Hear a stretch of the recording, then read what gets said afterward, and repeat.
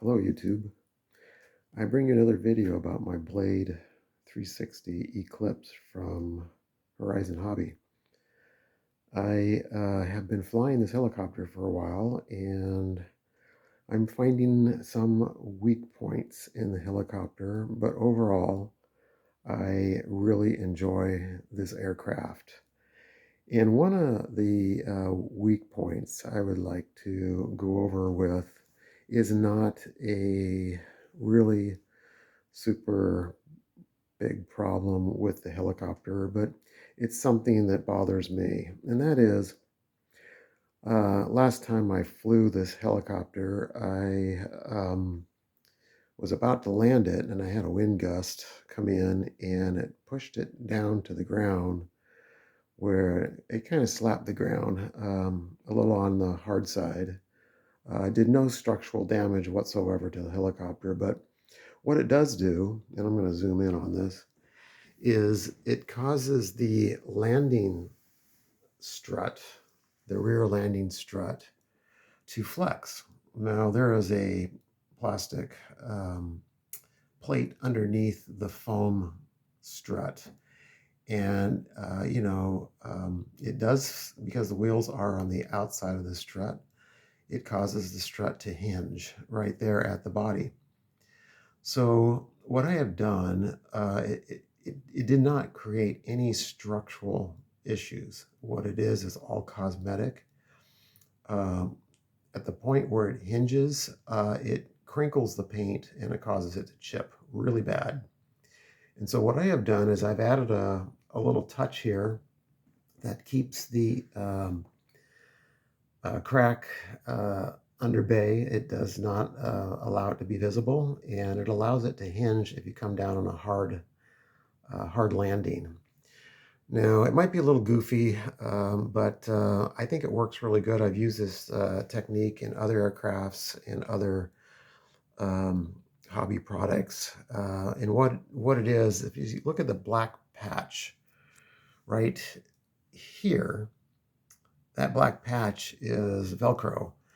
And it's the loop side of the Velcro or the fuzzy side of the Velcro. And I cut a patch out to cover the area where it hinges. It also provides some structural strength because when it does flex there, it doesn't allow it to give too much, but it does allow it to give somewhat to absorb impact without causing any cosmetic issues. And then I went ahead and I took some 1/4 inch white stripe and I put it right next to the Velcro to edge it. And then I used 1/8 inch black striping over the center of the white 1/4 inch stripe. And then I finished it off with 1/16 edging around the edge. And I matched it to the props, pretty much basically kind of give it the same appearance as best as I could in the color scheme of the aircraft with the black and white. So after I did that, I found that the striping didn't stick. A couple days later, the striping fell off. It just would not adhere.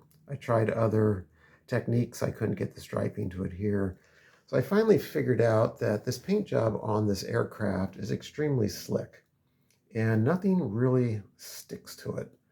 So what I did is basically eyeballed the thickness of the stripe, which was approximately 1/4 inch. And I took a piece of Scotch-Brite and I Scotch-Brite the surface lightly just to scuff it up, get the shine off of it. And then I laid the stripe over it. Well, first I washed it with a little bit of soapy water just to get the Scotch-Brite residue off. And then I laid the stripe over it. It sticks fine and it doesn't come off unless you physically peel it off. Heat or anything else will not take it off. So I like that, and I just wanted to show that to you. It's just a little tip on the aircraft. I did it to both sides of the aircraft. And other than that, I have found no issues with this, except for some of the paint is not, it does seem to chip a little bit if you're not careful with it. But other than that, I really like this aircraft. It flies extremely well. It's very docile, and it can also be extremely aggressive. It just depends on what you want to do with it.